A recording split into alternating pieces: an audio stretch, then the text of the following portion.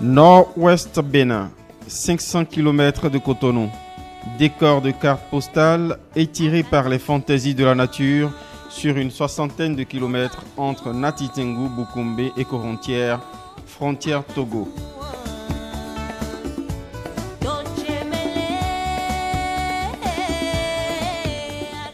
Sur les terres nourricières de ces paysages, aux mille promesses de safari et d'escapades, se dressent ces châteaux forts traditionnels, les Tata.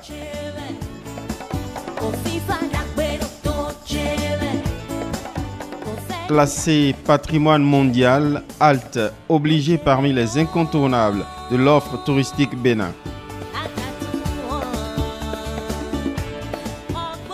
Faute d'accès facile, ces trésors naturels étaient peu courus, sauf pour quelques passionnés d'aventure, jusqu'à la construction en 2018 de cette route moderne de 60 km incrustée sur cet itinéraire de rêve.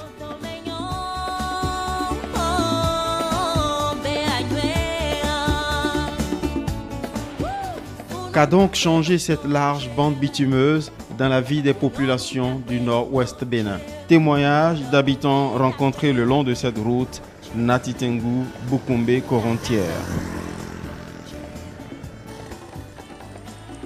Sortie de Nati Tengu, kilomètre 0. Ici commence cette route construite par Sogia Satom Vinci. Au bout de 32 km, nous cédons à l'appel des Tata de Koussoukouengou.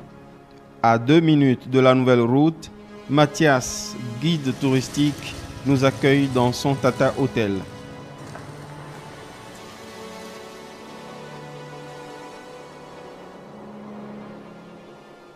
Donc c'est la chambre du chef de famille. Donc c'est ça qui reste au-dessus de l'entrée principale. La seconde chambre qu'on a ici, c'est la chambre de la maman. Oui, on peut rester à 6. Hein? À 6 même? Oui, oui, wow. On peut rester à 6. Mathias s'en réjouit. L'avenir de son activité a partie liée avec la route. Je pense qu'avec cette route, on aura beaucoup de visiteurs qui vont venir. Et la semaine passée, j'ai eu à héberger des gens. J'ai hébergé une fois 5 et une fois 4. Hein.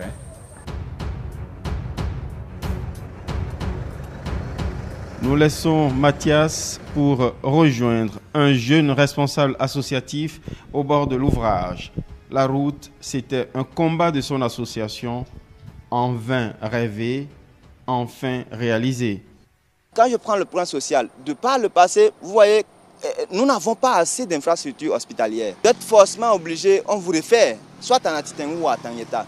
Le malade, soit il est arrivé là-bas avec, au meilleur des cas, un état de santé très dégradé, ou au pire des cas, ce n'est qu'un cadavre que vous allez retrouver. Mais aujourd'hui, l'ambulance peut faire plusieurs tours, parce que la route est très bonne. Cette route, il a fallu des travaux titanesques au cœur de la roche de Koussoukouengou pour la construire.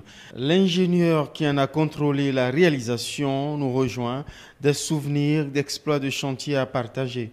Le terrassement ici, c'est-à-dire le déblai, le remblai, les déblais rocheux, terrassement tout confondu, remblai, déblai, c'est allé jusqu'à près de 2 millions de mètres cubes. 7 mètres de hauteur ici de remblai. Vous imaginez ce que c'est? Falaise de Boukoumbe que nous voyons là. Et puis en dessous, là-bas, nous voyons la voie. Parce qu'il y a une forte dépression, nous allons rentrer dans les déblais rocheux de Koussoukouengou, où nous sommes allés en profondeur. On est rentré dans la roche. La roche était à une côte comme ça, plus élevée. On est rentré dans la roche jusqu'à 20 mètres de profondeur. Et ça se voit quand nous serons là-bas, vous allez voir le talus et comment la route est rentrée dans la roche.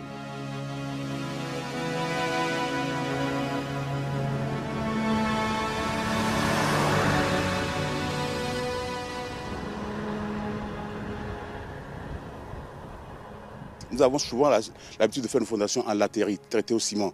La latérite finit aujourd'hui au Bénin, nous n'en avons pas trop. Alors, nous avons encore de la roche, nous avons encore de ces matériaux qui existent. Et ma foi, je vous garantis que c'est du solide. Ça ne bougera pas. Des hauteurs de Koussoukouengou, nous descendons pour arpenter la nouvelle route au milieu du vertigineux relief qui mène à Boukoumbe. À l'entrée de la commune, la route prend une autre allure.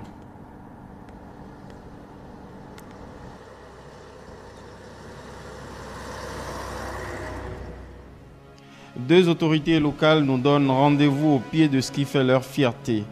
Ce pont flambant neuf qui prolonge la route vers Corontière. Le cours d'eau qui fait frontière avec Boukoumbe défiait les mouvements humains. Je peux vous dire de manière personnelle qu'en août 2008, je revenais d'une mission à Materi. Malheureusement pour moi, il y avait eu une pluie et la rivière à 17h déjà était à près de 4 mètres sur le dallo de l'ancien pont. Et je suis resté, je peux vous assurer, à attendre de 17h jusqu'à 4h du matin. Depuis que les travaux sont livrés par Sogea Satom, c'est un véritable soulagement. Ce pont et cette route sont accueillis ici comme un vital sauf-conduit au mille atouts entre contrées voisines.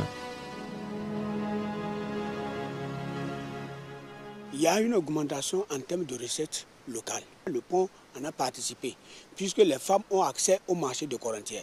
Elles ont accès à un des grands marchés de la commune de Boukoumé, qui est le marché de Dukoumini. Donc, à partir de leur présence, nous collectons déjà des tasses. Quand vous regardez le paysage, vous voyez combien de fois c'est bon, c'est joli.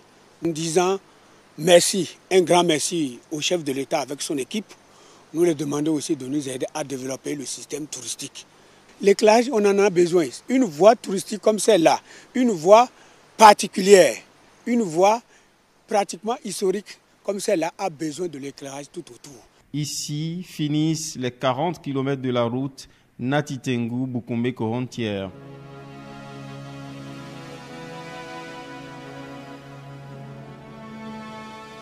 Pour mieux capter l'intérêt économique de cette route, nous allons plus loin sur un marché frontalier avec le Togo. Le reste du parcours est chaotique à souhait.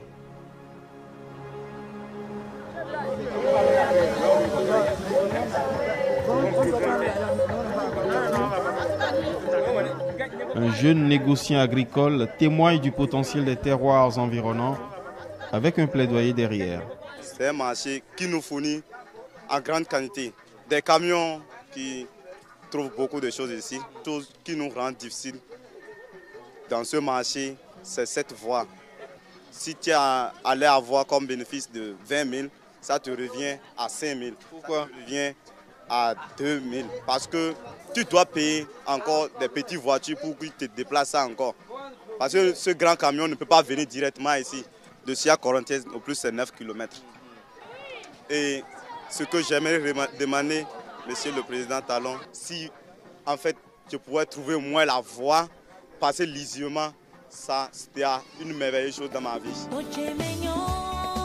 Tentation pour touristes passionnés de nature, terre pourvoyeuse de vivriers typiques dont le fonio réputé sans gluten, riche de ces arbres mythiques tels le baobab aux 1000 vertus, le nord-ouest bénin s'ouvre mieux avec ses 60 km bitumeux, mais le serait encore plus avec les bretelles des fameux derniers kilomètres.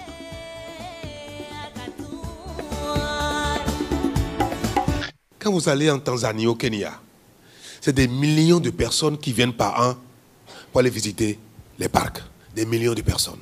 Mais ce que nous sommes en train de programmer, ce que nous sommes en train de faire, l'investissement qui est en cours pour le tourisme et indirectement pour Materi, c'est pour drainer des millions de touristes.